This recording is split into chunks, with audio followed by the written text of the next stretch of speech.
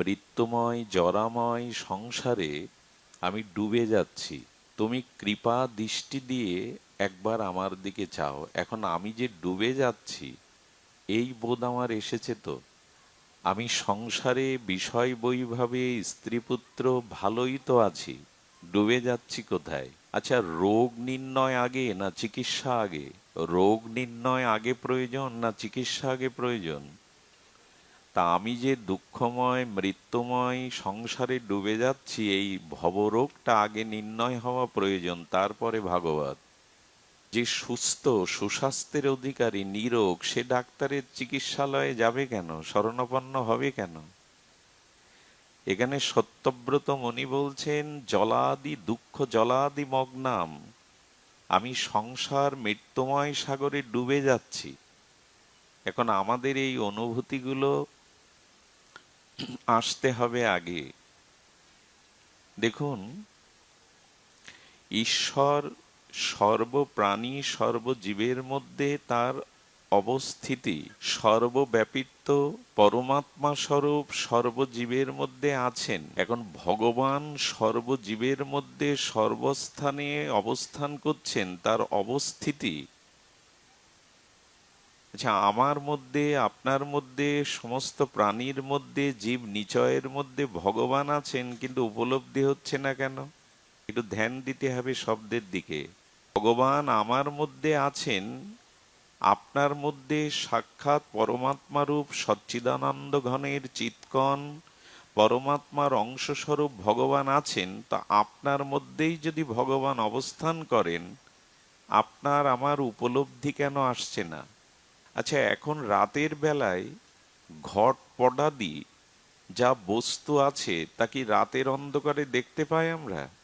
রাতের গভীর অন্ধকারে আধারে ঘট পটাদি বৃক্ষ যা কিছু আছে আমি দেখতে পাচ্ছি না, মানে কি এইটা নাই? অন্ধকারের ধর্ম হলো বস্তুকে ঢেকে দেওয়া, আবৃত করা। এই গভীর আধারে, এই নিশার বা নিশীতের আধারে ঘটপট বস্তু নিচয় যা কিছু আছে অন্ধকারে দৃশ্যমান হচ্ছে না। এর মানে কি ভাববো যে ওই বস্তুগুলো নাই, ঘটপট নাই?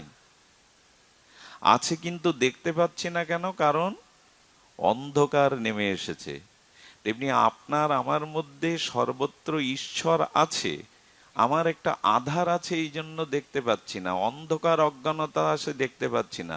আজকাল প্রভাতে অরুণোদয় যখন সূর্য ওঠে তখন দেখতে পান কিনা? তো সূর্য উদয়ে যেমন ঘটপটাদি রাতের অন্ধকারে আবৃত থাকায় দেখতে পাচ্ছিলেন না, সূর্য উদয় হলো আর দৃশ্যমান হলো যা কিছু বস্তু চোখের সামনে। তেমন যেদিন আপনার হৃদয়ে সাধুগুরু বৈষ্ণবের অপ্রাকৃত ভগবত করুণার আলো জ্বলে উঠবে, সেই দিন দেখতে পাবেন যে ঈশ্বর সবখানে আছে। তার আগে দেখবার উপায় নাই।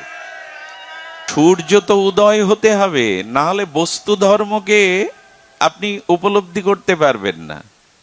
এই জন্য ভগবানের পেছনে ছুটে লাভ নেই, আগে মহৎ শ্রীগুরু চরণে বৈষ্ণব চরণে ছুটুন।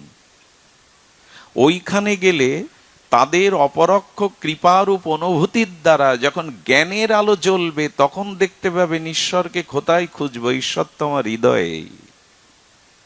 সূর্য না উঠলে রাতের অন্ধকারে বস্তু দেখা যাবে না, আছে অথচ দেখা যাবে না। তেমনি আমার ভিতরে আপনার মধ্যে সর্বত্র ঈশ্বর বিরাজিত, এই অনুভূতি আসবে না যতদিন মহৎ বা গুরু কৃপা উপলব্ধিতে না আসবে।